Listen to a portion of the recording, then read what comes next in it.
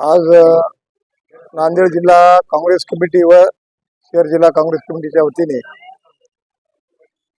Gas दरवाढा असो, शेतकऱ्यांचा सातबारा म्हणजे कर्जमाफीच्या संदर्भात असो, कर्जमाफी केलेली सातबारा कोरा करतो म्हटले होते त्या संदर्भात असो, खताचे भाव असो, सगळे भाव जे दरवाढ आहे, सगळे अन्नधान्याचे भाव जे वाढले, या भाव दरवाढीच्या निषेधार्थ आज आम्ही कलेक्टर ऑफिस येथे धरणे आंदोलनाचा म्हणजे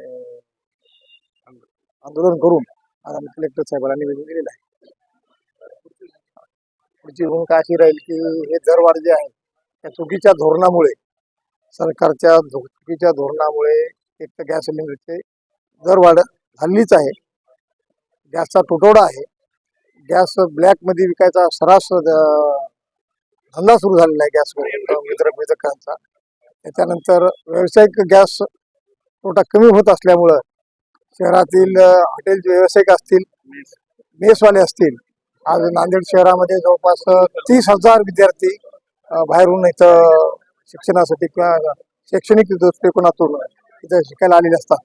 त्यांना जेवणाच्या बाबतीमध्ये सगळा त्रास होत आहे. गॅसचा पुरवठा कमी होत असल्यामुळं आज आम्ही कलेक्टर साहेबांशी या बाबतीत चर्चा केली आणि कलेक्टर साहेबांनी आम्हाला आश्वासन दिलेलं आहे की या गॅस वितरकांना तर बोलतो हा झाला लोकलचा प्रश्न. सरकार हे भाजपचं सरकार हे एक तर कोणत्याही बाबतीमध्ये एक गंभीर आणि चोर सरकार आहे. या सरकारच्या चुकीच्या धोरणामुळे सगळ्या देशामध्ये असो, महाराष्ट्रात असो, गोंधळ निर्माण झालेला आहे.